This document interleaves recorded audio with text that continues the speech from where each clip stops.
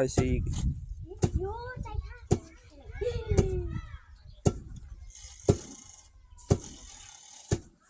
ใส่เองหรือขายนี่บ่ใส่เองหรือขายใส่เองเป็นนอไล่หน่อไม้ไล่นอพุกก็มีนอพุ่งฝังให้เป็นผู้หานนี่จะเป็นที่หน้าวะ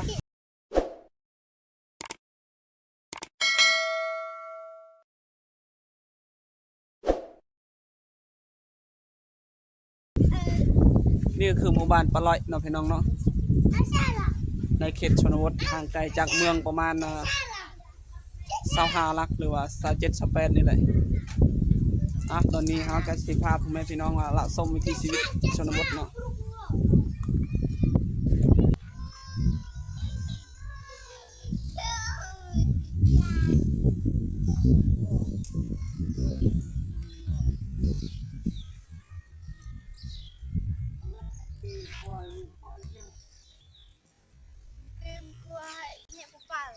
สวัสดีน้องๆเฮ็ดยังนี่หน่อไม้เนาะ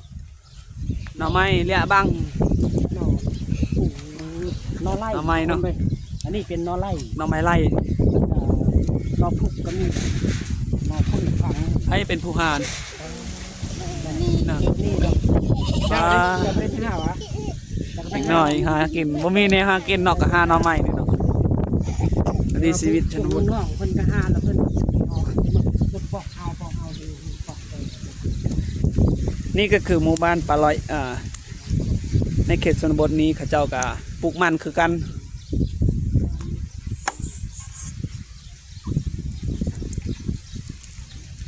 บันชวนสบายดี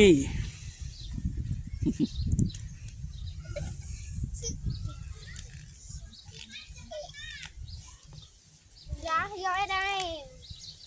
เดี๋ยวลาละ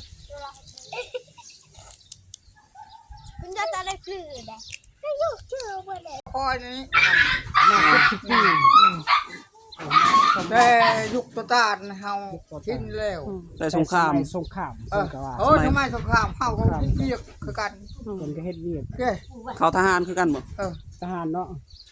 เป็นทหารเป็นทหารประมาณ70 ปีเลยได้เด้อบ่70 ปีเบิร์นเมื่อกี้เบิร์นปลายเบิร์นแน่ก็ตะปูขัวก็หมอเมื่อกี้ตะปูจิตก็หมอเลยเฮ็ดยังนี่นั่นได้คือนี่วัดรวดหวดนั่นได้คือหวดเข่านึ่งเขาเนาะนึ่งเขาวิธีชีวิตขายหน่วยเท่าไรนี่เจ้าขายเองนึ่งเจ้าขายคันขายในเท่าไรคันขายนี่ขายเป็นราคาเท่าไรเขาซื้อนี่ราคา2,000เดี๋ยวบนประชาพันธ์นี่โอนก็จะนัวกะจะนัวกะ2,000เมื่อกี้ใส่เฮ็ดสิใส่เองเนาะเฮ็ดใส่เอง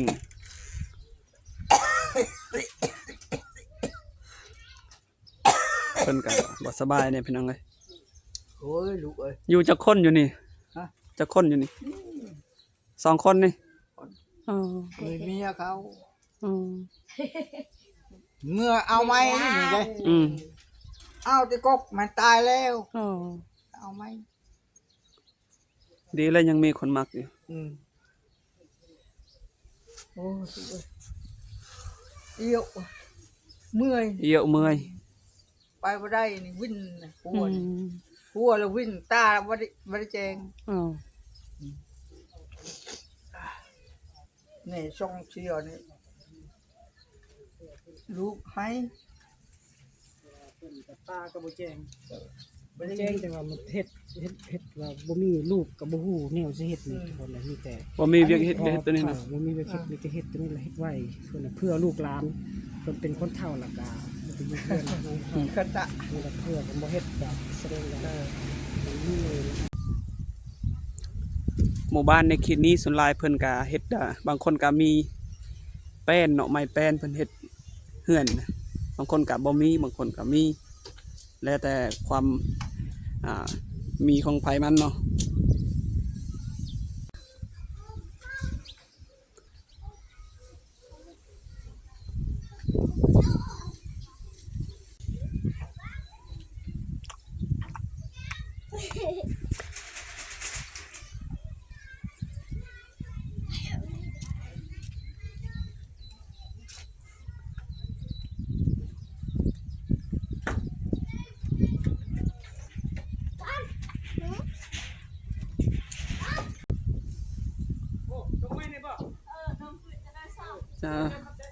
เฮือนเพิ่นกะประมาณนี้พี่น้องเอ้ย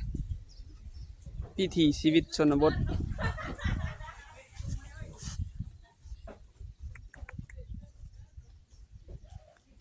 อันนี้ก็คือหมูในบ้านนี่แหละเพิ่นเลี้ยงตามธรรมชาติ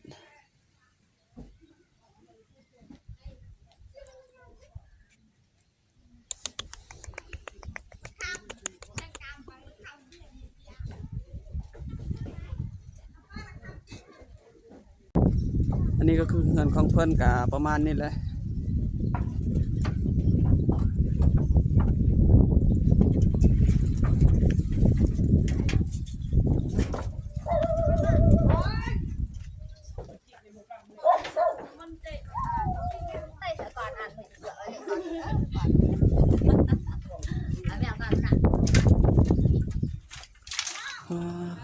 ตามสิ้นเนาะ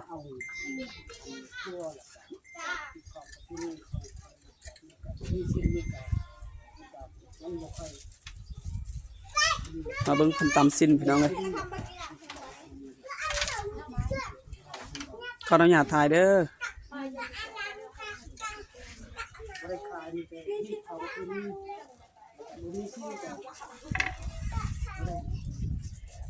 ใส่เองหรือขายนี่บ่ใส่เองหรือขาย ใส่เอง เป็นว่าใส่เองเนาะ ทุกบ้านก่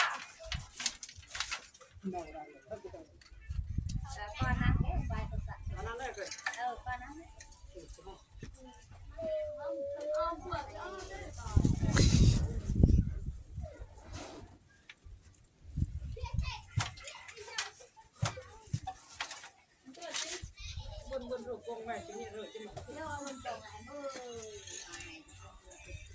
มาเบิ่งเพิ่นตามสิ้น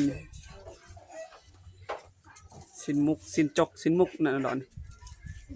สิ้นมุก giờ là làm phát đúng không giờ là con anh chị giờ là cái nụ khao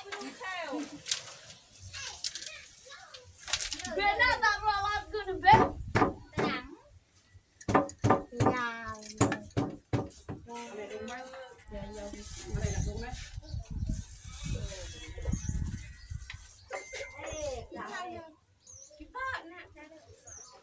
วันนี้ก็ตามสิ้นมีการตามสิ้นอีก ฉันtao mày lứa หน้าต่อแวดอันไหนอีกล่ะต้นเบิ่นน้อง chết mày phải kìa mày cha trơn cái สิ้นมุกนี่เนาะ cái nhạt ơi สิ้นหน้า là cái lô bạc một cái ngày cụ tôi nó sẽ cho cái đơn đây คนนี้แหละเป็นคนตำเป็นคนเฮ็ดนี่พัวไปใส่ ไปกับบ่มีนะ cô bạ มีเวลา พัวปะแล้ว แสดงว่าโสดเดี๋ยวนี้เนาะ sốt เป็นไม่ห้างบ่ลูกจะคนเรื่อง คนหนึง หนึ่งคน ติด ไม่ห่างลูกติด mi hang tiệt คันมีคนเอาอย่างนี้มักสิมักอยู่บ่ mắc như lé phải không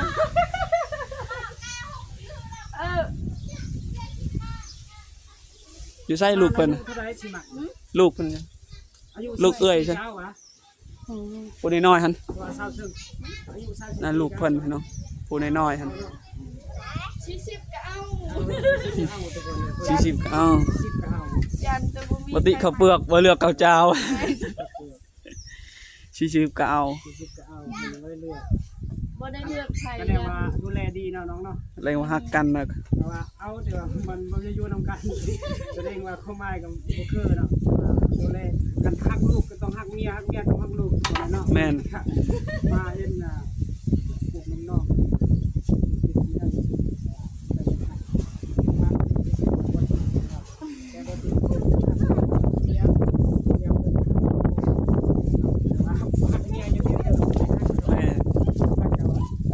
มันบ่ได้เนาะ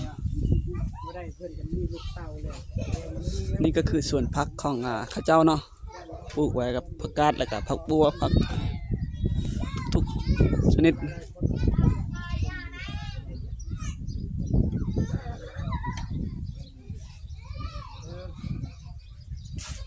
เงินกะประมาณนี้แล้วพี่น้องเอ้ย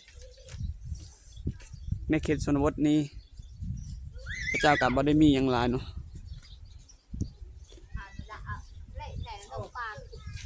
เออ เออ ช่างไปเบิร์นในละนอดบ่ เออดอกกู เอออันนี้ล่ะ อันไหนดอกฟันมัน เออ ในยังกะไป มันสินะเบนนี่ แต่ได้ก็ให้กาเช็ดเยอะก็ว่าฟัน เอออาจ่วยล่ะไหนเออเพิ่นนอนอยู่นี่เพิ่นว่าเพิ่นนอนอยู่นี่แล้วก็พวกเพิ่นนอนอยู่นี่เนาะคือบ่นอนเฮือนหลังนี้น่ะต้นเบ็ดนี่ อยากกู เออยังเทียม เออ อ๋อเข้าใจอยู่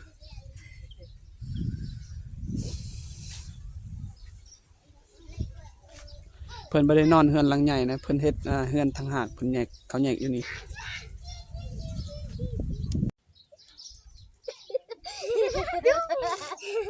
นี่เกลือไงจึง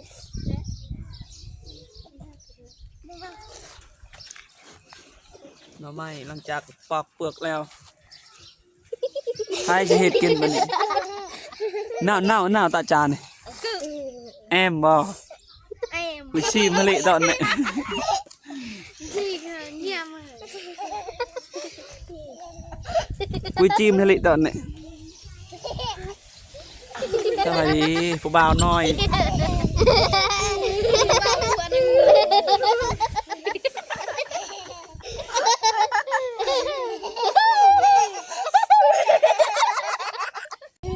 เพิ่นว่าเอื้อยของเพิ่นน่ะ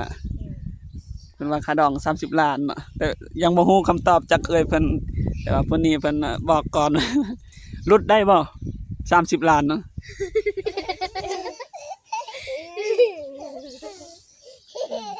คือแพงแท้บ่ลดบ่5 ล้านมาได้ติ ก็ได้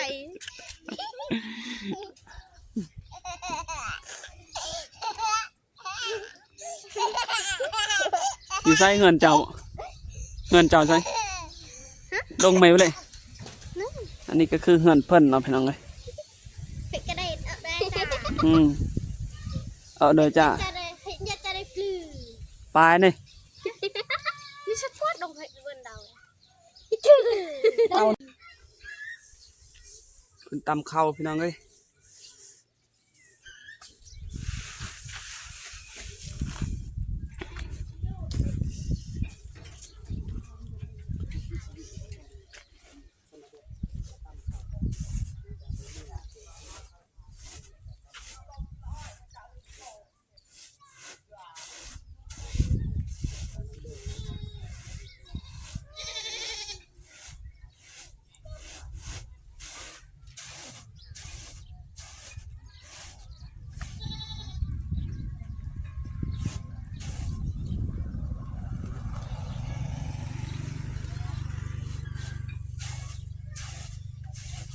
นักมึงไหมซื้อนะได้ซื้อแน่ซื้อแน่งสาวแน่งเอา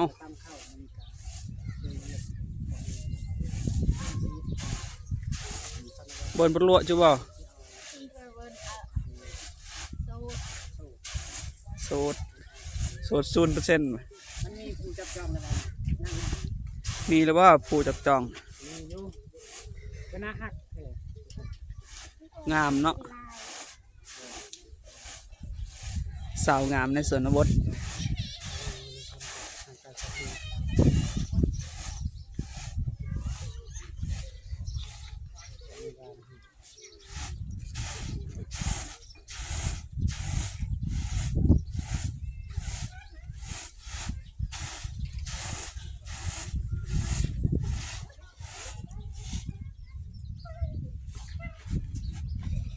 เย่เฮิมบังกกโลนะเขาหนาเนี่ยนะเป็นตำด้วยโคกอันนี้ซิมั่งเนาะมันเป็นโคกใหม่เนาะ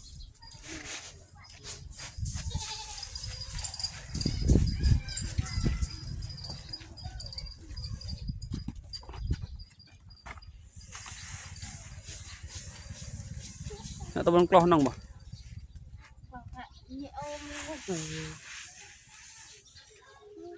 ไหนลงบ้านไป พิ่นก็ไปพัดเข้าอีกพอเลิกเลย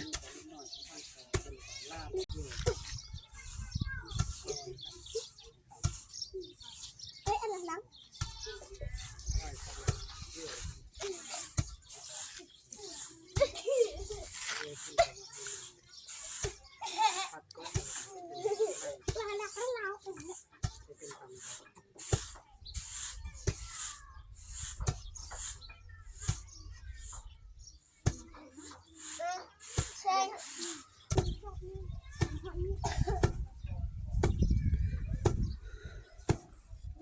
คอยสิ ยูใจท่า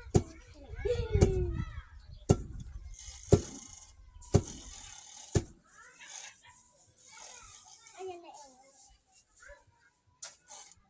ถึงแบบเลยเกิดฉันตั้งแบบนี้มาปัดแบบนี้มาปัดแบบนี้เอาวะ ยามยามท่านแม่ เพิ่นตำข้าวอันนี้ข้าวให้เนาะข้าวให้พี่น้องบรรยากาศตอนนี้ก็สิยามแรงเลยเนาะเพิ่นก็ตำข้าวป้าคือขึ้นต้นไม้อีกผู้สาวขึ้นต้นมะขามต้นขึ้นที่ยังนี่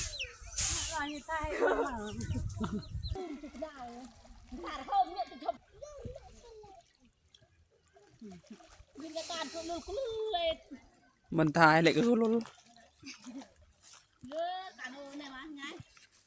เป็นสอนปลาใดเลยเนาะ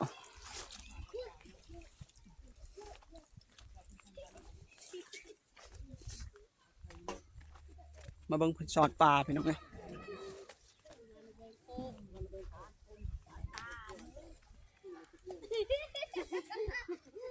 พัดเดินเลยวะ